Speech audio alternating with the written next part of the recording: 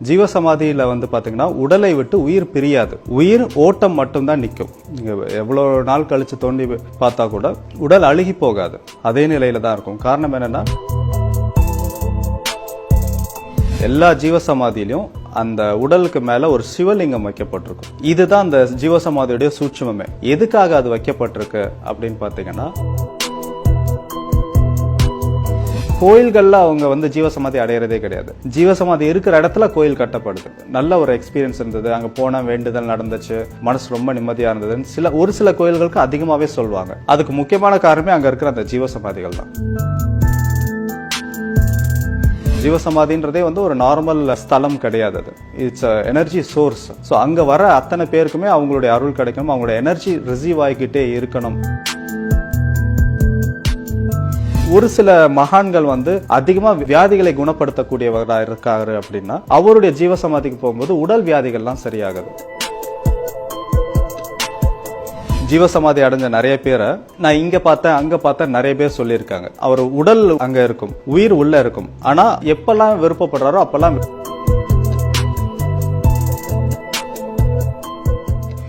ஜீவசமாதி அப்படின்னா என்ன? ஆக்சுவலா ஜீவசமாதி அப்படின்றதுக்கு இப்போ ரீசெண்டா நிறைய இந்த நியூஸ்லாம் வர்றதுனால மக்களுக்கு தெரிய வருது. பட் இது பல ஆயிரம் வருடங்களாக இருக்கக்கூடிய ஒரு பழக்கம் தான் ஜீவசமாதி அப்படின்றது. தன்னுடைய விருப்பப்படி உடலை விட்டுட்டு உயிரை வெளியே கொண்டு வரதுன்னு சொல்லுவாங்க. ஆனா அது உண்மையான கிடையாது. ஜீவசமாதியில பாத்தீங்கன்னா உடலை விட்டு உயிர் பிரியாது. உயிர் ஓட்டம் மட்டும்தான் நிற்கும். உடல்ல உயிர் ஓட்டம்ன்றது இருந்துட்டே இருக்கும். உயிரோட்டம்னு எல்லாரும் சொல்லக்கூடிய ஒரு வார்த்தை தான். இந்த உயிரோட்டம் ஒரே இடத்துல நின்று அதனுடைய ஆற்றல் உடல் முழுக்க இருக்குமே தவிர உடலை விட்டு உயிர் பிரியாது. செல்கள் இயங்காது, அழியவும் செய்யாது. ஸோ அப்போ பார்த்தீங்கன்னா உங்களுக்கு பாடி அழுகாது. நீங்கள் எவ்வளோ நாள் கழிச்சு தோண்டி பார்த்தா கூட உடல் அழுகி போகாது.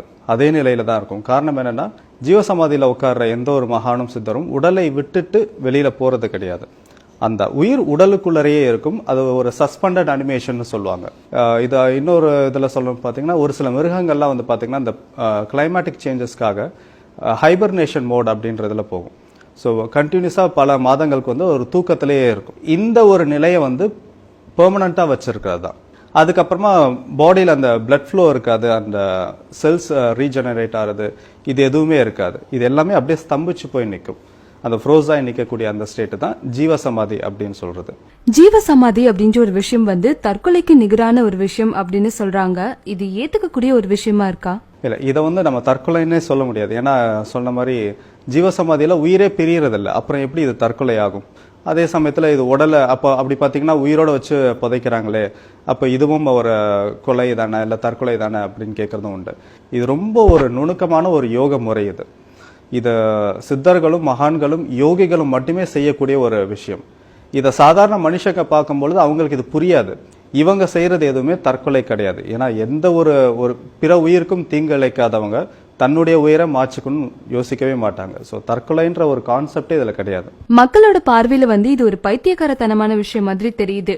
மக்கள் இதுல இருந்து என்ன புரிஞ்சுக்கிட்டாங்க, அண்ட் இவங்களுக்கு இதுல தெரிய வேண்டிய விஷயம் என்ன? இப்போ அகைன் இத பத்தி யோகிகளுக்கும் மகான்களுக்கும் சித்தர்களுக்கும் உண்டான ஒரு நிலை ஜீவசமாதின்றது இருக்கு.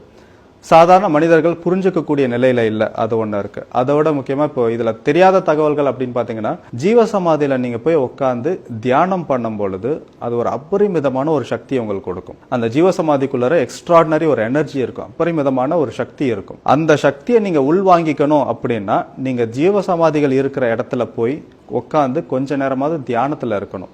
அந்த இடத்துல என்ன ஓட்டங்கள் அப்படியே குறைய ஆரம்பிக்கும். இது போக இன்னொரு ஒரு ரகசியம்னு கூட சொல்லலாம். இது ஒரு சீக்ரெட்டாவே நிறைய பேர் வச்சிருக்காங்க. இது மோஸ்டா யாரும் அவ்வளவா வெளியில சொல்றது இல்லை. இருந்தாலும் இது நல்லது அப்படின்றதுனால எல்லாருக்கும் சொல்லணும்ன்றதுக்காக சரி நான் சொல்றேன்.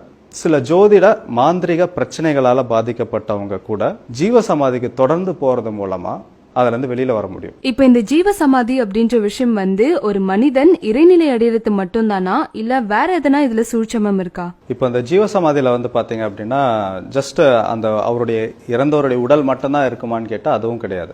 எல்லா ஜீவசமாதியிலும் அந்த உடலுக்கு மேல ஒரு சிவலிங்கம் வைக்கப்பட்டிருக்கும். இதுதான் அந்த ஜீவசமாதியுடைய சூட்சமே. எதுக்காக அது வைக்கப்பட்டிருக்கு அப்படின்னு பாத்தீங்கன்னா, அந்த சிவலிங்கம் ஒரு லைட் பிரிட்ஜா செயல்படுது. ஒரு ஒளி பாலமாக செயல்படுது. எந்த இடத்துக்கு பாலம் அப்படின்னு கேட்டிங்கன்னா, வேற டைமென்ஷனுக்கு, வேற ஒரு பரிணாமத்துக்கு போறதுக்கு அந்த சிவலிங்கம் தான் ஒரு லைட் பிரிட்ஜா செயல்படுதுன்னு சொல்றாங்க. அப்படின்னா என்ன அப்படின்னு பாத்தீங்கன்னா, அந்த உள்ள இருக்கிற அந்த மகான் லைட் பிரிட்ஜை பயன்படுத்தி வேற ஒரு டைமென்ஷனுக்கு அவர் போயிட்டு வந்துட்டு இருப்பார். இப்போ அந்த ஜீவசமாதிக்குள்ளார அவர் உடல் அங்க இருக்கும், உயிர் உள்ள இருக்கும். ஆனா அவரை எப்பெல்லாம் விருப்பப்படுறாரோ அப்பெல்லாம் வெளியில வந்துட்டு திருப்பி உள்ள போவார். அப்படி போகும்பொழுது வெளியில இருக்கிறவங்களால அவரை பார்க்க முடியும். ஜீவசமாதி அடைஞ்ச நிறைய பேரை நான் இங்க பார்த்தேன் அங்க பார்த்தேன் நிறைய பேர் சொல்லியிருக்காங்க. அப்போ அவங்களெல்லாம் வெளியில வர்றாங்க அப்படின்னா அவங்களுடைய ஆத்மாவை மட்டும் வெளியில ப்ரொஜெக்ட் பண்ணி வெளியில கொண்டு வந்து ஒரு சில பேருக்கு காட்சி கொடுக்குறாங்க, சில பேருக்கு உணர முடியுது, அவங்க இருக்காங்கன்றதை உணர முடியுது. இந்த மாதிரிலாம் நடந்துட்டு இருக்கும். பட் அந்த மெயினாக வந்து பார்த்தீங்கன்னா அதர் டைமென்ஷன்ஸ்க்கும் அவங்களால போக முடியும். ஸோ அந்த ஜீவசமாதியில் இருக்கக்கூடிய அந்த சிவலிங்கம் வந்து ஒரு லைட் பிரிட்ஜ். அது மூலமா வேற டைமென்ஷனுக்கு போய் அங்க வேற டைமென்ஷன்ல வேற பரிணாமங்கள்ல இருக்கக்கூடிய விஷயங்களை அவங்களால செய்ய முடியும். அது மட்டும் இல்லாமல் அந்த சிவலிங்கம் அப்படின்றது அது சிவலிங்கத்துக்கு 2 தன்மை இருக்கு. ஒன்று எனர்ஜியை ரிசீவ் பண்ணி ஸ்டோர் பண்ணிக்கும், ஒரு ஸ்டோர் ஹவுஸ் மாதிரி. இன்னொன்று எனர்ஜியை ஸ்ப்ரெட் பண்ணி விடும். அந்த எனர்ஜி ரிசீவ் பண்ணி ஸ்டோர் பண்ணி அதை ஸ்ப்ரெட் பண்ணும் பொழுது அங்க இருக்கிற அது ஒரு குறிப்பிட்ட ஒவ்வொரு சிவலிங்கத்துக்கும் ஒரு அளவு இருக்கு. அதோடைய அந்த எனர்ஜி எவ்வளவு தூரம் ஸ்ப்ரெட் ஆகுதுன்ற ஒரு அளவு இருக்கு. அப்போ அந்த ரேடியஸ்குள்ளர இருக்கிற எல்லாருக்குமே வந்து அதோட எனர்ஜி கிடைச்சிக்கிட்டே இருக்கும். அதோடைய சுற்று வட்டாரத்தில் இருக்கிற அத்தனை பேருக்குமே அந்த எனர்ஜி ரிசீவ் ஆகிக்கிட்டே இருக்கும். ஆர்ஆர் ரீடர்ஸ்ன்னு சொல்லுவாங்க. ஸோ அந்த எனர்ஜி பார்க்கக்கூடியவங்க ஜீவசமாதியில் போய் மெடிடேஷன் பண்ணாங்களோ இல்லாட்டி அவங்க பண்ணுன்றது கூட இல்லை, மற்றவங்க பண்ணுறதை பார்த்தாங்கனாலே அந்த எனர்ஜி அவங்களால ஈஸியாக பார்க்க முடியும். அங்கே என்னென்ன மாற்றங்கள் நடக்குதுன்றதை அவங்களால பார்க்க முடியும். அது மட்டும் இல்லாமல் இந்த கோயில்களில் பழமையான கோயில்கள், அந்த கோயில்களில் எல்லாத்துலேயுமே வந்து பார்த்தீங்கன்னா சித்தர்களுடைய ஜீவசமாதின்றது இருந்துட்டு தான் இருக்குது. அப்போது அந்த சில கோயில்கள்லாம் போயிட்டு வந்தவொடனே ரொம்ப நல்ல ஒரு எக்ஸ்பீரியன்ஸ் இருந்தது. அங்கே போனால் வேண்டுதல் நடந்துச்சு, மனசு ரொம்ப நிம்மதியாக இருந்ததுன்னு ஒரு சில கோயில்களுக்கு அதிகமாகவே சொல்லுவாங்க. அதுக்கு முக்கியமான காரணமே அங்கே இருக்கிற அந்த ஜீவசமாதிகள் தான். கோயில்களில் அவங்க வந்து ஜீவசமாதி அடையிறதே கிடையாது. ஜீவசமாதி இருக்கிற இடத்துல கோயில் கட்டப்படுது. ஸோ அப்போ அந்த ஜீவசமாதிக்கு தான் ரொம்ப இம்பார்ட்டன்ஸ். கோயில்களில் எந்த அளவுக்கு எனர்ஜி இருக்கோ அதே அளவுக்கோ இல்லை அதை விட ஜாஸ்தியாகவோ கூட சில ஜீவசமாதிகள்ல இருக்கும். ஒரு சில ஜீவசமாதிகள் ஸ்பெசிஃபிக்காக ஒரு சில காரணங்களுக்காகவே இருக்கப்படுது. உதாரணத்துக்கு பார்த்தீங்கன்னா, இப்போ ஒரு சில மகான்கள் வந்து அதிகமாக வியாதிகளை குணப்படுத்தக்கூடியவராக இருக்காரு அப்படின்னா அவருடைய ஜீவசமாதிக்கு போகும்போது உடல் வியாதிகள்லாம் சரியாகுது. ஒரு சில மகான்கள் யோகிகள் வந்து வாழும்போது அவர் என்ன மாதிரியான விஷயங்கள் செஞ்சுட்டு இருந்தாரோ, என்ன காரணத்துக்காக அவங்களை அதிகமாக வந்து மக்கள் பார்த்தாங்களோ அதே காரணத்துக்காக அவர் ஜீவசமாதி அடைஞ்சதுக்கு அப்புறமும் போய் அந்த இடத்துல உட்காந்து தொடர்ந்து தியானம் பண்ணும் பொழுது அந்த எனர்ஜி கிடைக்க ஆரம்பிக்குது. இப்ப ஜீவசமாதி அப்படின்ற ஒரு விஷயத்தோட நோக்கம் என்னவா இருக்கும், இல்ல இதுக்கு வேற எதனா காரணங்கள் இருக்கா? இதுக்கு குறிப்பா வந்து ஒரு 2 காரணங்கள் இருக்கு. முதல் காரணம் என்ன அப்படின்னு பாத்தீங்கன்னா, ஒவ்வொரு ஆன்மாவுக்கும் கர்மா அப்படின்றது ஒண்ணு இருக்கு. அந்த கர்மா இருந்தாதான் அந்த பிறவியை எடுக்க முடியும். ஒவ்வொரு அந்த கர்மா கழிகிற வரைக்கும் அந்த பிறவிகள் அடுத்தடுத்த பிறவிகள் நிறைய இருந்துகிட்டே தான் இருக்கும். அது ஒரே இதோட ஸ்டாப் ஆகாது. அப்போ மறுபிறவி இல்லாம அந்த ஒரு முக்தி நிலை அடையணும், அடுத்த பிறவி எடுக்கக்கூடாது, இதோட பிறவிகள்லாம் முடியணும் அப்படின்னு முடிவு பண்றவங்க, அப்படின்னு நினைக்கிறவங்க அந்த கர்மாவை கழிக்கிறதுக்காக நிறைய வழிமுறைகள் இருக்கு. அதுல ரொம்ப குறிப்பா முக்கியமான ஒரு வழிமுறை தான் இது. ஸோ இதுல என்ன செய்வாங்க அப்படின்னு பாத்தீங்கன்னா, அவங்களுடைய அந்த ஆத்மாவுக்கு உண்டான அந்த கர்மா கழியிற வரைக்கும் அந்த உடல்லையே இருப்பாங்க. ஏன்னா இறந்துட்டாங்கன்னா அடுத்த அந்த ஆன்மா அடுத்த நிலைக்கு போயிடும், இல்லைன்னா அடுத்த நிலைக்கு போய் அதுல இருந்து மறுபிறவின்றது எடுத்துரும். அப்போ மறுபடியும் அந்த கர்மா சைக்கிள் தொடர்ந்துகிட்டே இருக்கும். அப்போ அந்த கர்மா கழியறதுக்கு 200 வருஷமும் ஆகலாம், 300 வருஷமும் ஆகலாம், 1000 வருஷங்கள் கூட ஆகலாம். அத்தனை வருடங்களும் அந்த ஆத்மா அந்த உடம்புலே இருந்து அந்த கர்மாவை கழிச்சதுக்கு அப்புறமா அடுத்த நிலைக்கு போகும். ஸோ இது வந்து அதுக்கப்புறமா அந்த ஆத்மாவுக்கு மறுபிறவின்றது இருக்காது. Final stage. இதுதான் எல்லாருக்குமே தேவைப்படுற ஒரு விஷயம். இன்னொரு காரணம் என்ன அப்படின்னா, அவங்க இருக்கும்போது அந்த மகானோ இல்லாட்டி ஒரு சித்தரோ அவங்க இருக்கும்போது நிறைய பேருக்கு உதவி செஞ்சுட்டு இருந்தாங்க, நிறைய அவங்களால பலன்கள் கிடைச்சிட்டு தான் இருந்தது. அவங்க இல்லாத சமயத்திலையும் அந்த பலன்கள் எல்லாருக்கும் கிடைக்கணும் அப்படின்றதுக்காக அவங்களுடைய மொத்த சக்தியுமே அந்த உடல்ல வச்சு அங்கிருந்து அதை ஸ்ப்ரெட் பண்ணி விட்டுடுவாங்க. ஸோ அப்போ அந்த ஜீவசமாதிக்கு வர அத்தனை பேருக்குமே வந்து அவங்களுடைய அருள் தொடர்ந்து இருந்துகிட்டே இருக்கும். ஸோ அப்போ ஜீவசமாதின்றதே வந்து ஒரு நார்மல் ஒரு கோயில் மாதிரியோ இல்லாட்டி ஒரு சாதாரண ஒரு ஸ்தலம் கிடையாது. அது இட்ஸ் எனர்ஜி சோர்ஸ். ஸோ அங்கே வர அத்தனை பேருக்குமே அவங்களுடைய அருள் கிடைக்கணும், அவங்களுடைய எனர்ஜி ரிசீவ் ஆகிக்கிட்டே இருக்கணும் அப்படின்றதுக்காக அவங்க பண்றது உண்டு. இப்ப நார்மலான ஒரு பர்சன் கூட ஜீவசமாதி அடைய முடியுமா? இல்ல, இது சாதாரணமா எல்லாருக்கும் சாத்தியம் கிடையாது. இதுக்கு சில முறைகள் இருக்கு. கிரியா யோகம், வாசி யோகம் பண்றவங்க எல்லாம் ஜீவசமாதி அடைய முடியும். ஸோ அவங்களுக்கு இதுல ஒரு தனி பயிற்சிகளே இருக்கு. இது எடுத்தோடனே ஜஸ்ட் லைக் தட் போய் பண்ணிடுறதும் கிடையாது. அந்த யோகிகள் கூட பாத்தீங்கன்னா இதுக்கு ஒரு ப்ராசஸே இருக்கு. முதல்ல உணவு பழக்கத்துல இருந்து ஆரம்பிப்பாங்க. இப்போ ஒரு குறிப்பிட்ட நாள்ல ஜீவசமாதி அடையிறதுன்னு முடிவு பண்ணிட்டாங்க அப்படின்னா, அப்போ அதுக்கு ஒரு சில நாட்களுக்கு முன்னாடியில இருந்து உணவு பழக்கங்கள்லாம் மாற்ற ஆரம்பிச்சிருவாங்க.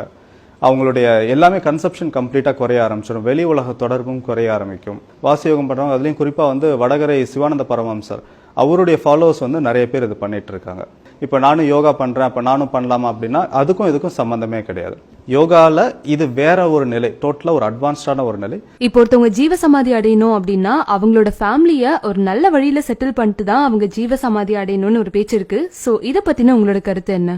ஆமா, அது உண்மைதான். அது ஆரம்ப கட்டத்துல பாத்தீங்கன்னா ஒருத்தர் அவருடைய ஃபேமிலியை விட்டுட்டு கம்ப்ளீட்டா அவர் மட்டும் போய் ஜீவசமாதியில உட்காந்து அதுக்கப்புறமா ஃபேமிலி அவரை நினைச்சு ரொம்ப அழுது கஷ்டப்பட்டதெல்லாம் பார்த்து சிவானந்த பரமஹம்சர் அவருடைய சீடருக்கு நடந்த ஒரு இதுதான். தொடர்ந்து யோக பயிற்சியில இருக்கிறவங்களுக்கு சில தகவல்கள், ஒரு டிவைன் கம்யூனிகேஷன் சொல்லக்கூடியது அவங்களுக்கு வந்துட்டு இருக்கும். அப்படி வந்துட்டு இருக்கும் பொழுது அவங்களுக்கு ஒரு கட்டத்துல தெரியும், இது என்னுடைய டைம் வந்துடுச்சு, ஸோ இப்போ நாம் போகலாம் அப்படின்னு அவங்களுக்கு உத்தரவு வந்தா மட்டும்தான் அவங்க இந்த சமாதி நிலைக்கு போக முடியும், ஜீவசமாதி நிலைக்கு. இந்த ஜீவசமாதி அப்படின்ற ஒரு விஷயத்த சித்தர்கள் மட்டும்தான் செய்ய முடியுமா? சித்தர்கள் தான் ஆரம்ப காலத்துல நிறைய பண்ணியிருக்காங்க. ஸோ அதனால தான் பாத்தீங்கன்னா பல கோயில்கள், பழமையான கோயில்கள் எல்லாத்துலயுமே ஜீவசமாதி அப்படின்றதுக்கு சித்தர்களுடைய ஜீவசமாதி இருக்கு. சித்தர்கள் மட்டும் இல்லாம மகான்களும் ஜீவசமாதி அடைய முடியும். அதுக்கு உதாரணங்கள் பாத்தீங்கன்னா தான் ராகவேந்திரர். ஸோ ராகவேந்திரோட ஜீவசமாதி இன்னும் மந்திராலயத்தில் இருந்துட்டு இருக்கு. இது மாதிரி நிறைய மகான்கள் ஜீவசமாதி அடைஞ்சிருக்காங்க. ஸோ மகான்கள் மட்டும்தானா? இல்லை, யோகிகளும் அடைவாங்க. இப்போ பார்த்தீங்கன்னா சமீப காலத்தில் கூட நிறைய யோகிகள் ஜீவசமாதி அடைஞ்சிருக்காங்க. இப்ப நீங்க சொன்ன மாதிரியே இந்த சித்தர்கள், மகான்கள், யோகிகள் இந்த 3 பேத்துக்குமான வித்தியாசம் என்ன? சித்தர்கள் பாத்தீங்கன்னா இவங்க தான் பாத்தீங்கன்னா நம்ம நாட்டை பொறுத்த வரைக்கும் ஒரு அட்வான்ஸ்டான ஒரு சயின்டிஸ்ட்னே சொல்லலாம். இறைக்கும் இறைநிலைக்கும் மனித நிலைக்கும் நடுவில் ஒரு முக்கியமான ஒரு மீடியமா செயல்பட்டவங்க சித்தர்கள். ஒரு சாதாரண மனிதர்களுக்கு இறைநிலை அடையக்கூடிய ஒரு வழிகாட்டுதல் கொடுத்தவங்க சித்தர்கள். நிறைய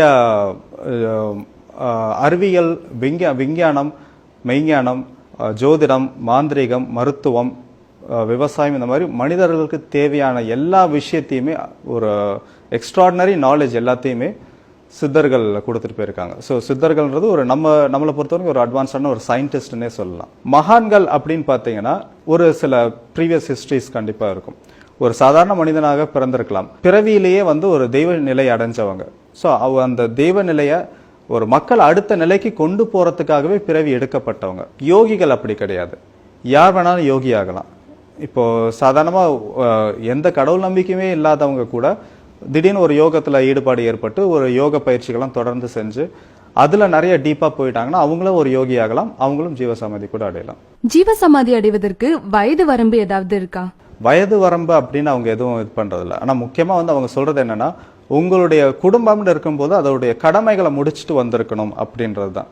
ஸோ அப்படி இருக்கும் பொழுது பார்த்தீங்கன்னா உங்களுக்கு அகைன் அந்த ஏஜ் லிமிட் ஜாஸ்தியாக தான் வருது. சிவானந்த பரமஹம்சருடைய விருப்பமே அதுதான். குடும்பத்தை விட்டுட்டு போகிறதோ, குடும்பத்தை தவிக்க விட்டுட்டு போறதோ அவர் விருப்பப்படலை. இப்ப சாதாரணமான ஒரு மனுஷனுக்கு மறுபிறவி வேணாம் அப்படின்னு தோன்றதுக்கான காரணம் என்னன்னு நினைக்கிறீங்க?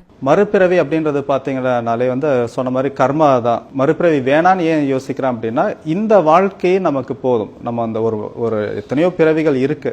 பட் ஆனால் ஒவ்வொரு பிறவியிலுமே அந்த கர்மாவுக்கு ஏற்றபடி நல்லது கெட்டது எல்லாத்தையுமே அனுபவிச்சாகணும் அப்படின்றது ஒரு விதி. இப்போ இருக்கிற நம்மளுடைய வாழ்க்கை எப்படி இருக்குன்னு நமக்கு தெரியுது, பார்க்குறோம். அடுத்த பிறவியில் நம்மளுடைய வாழ்க்கை எப்படி இருக்குன்னு சொல்ல முடியாது. அது மட்டும் இல்லாமல் ஒரு ஆத்மாவுக்கு அதோடைய ஃபைனல் ஸ்டேஜ் அப்படின்னா மறுபிறவி இல்லாத ஒரு வாழ்க்கை தான். இந்த ஆன்மாவோடு நான் இறையை சேரணும், இறை நிலையை அடையணும், ஸோ இறைவனை போய் நோக்கி போகணும் அப்படின்றத மறுபிறவி இல்லாத ஒரு முக்தி நிலை அப்படின்றது தான் இந்த ஆன்மீக பாதையில் இருக்கிறவங்க விரும்புறது, மறுபிறவி இருக்கக்கூடாதுன்ட்டு.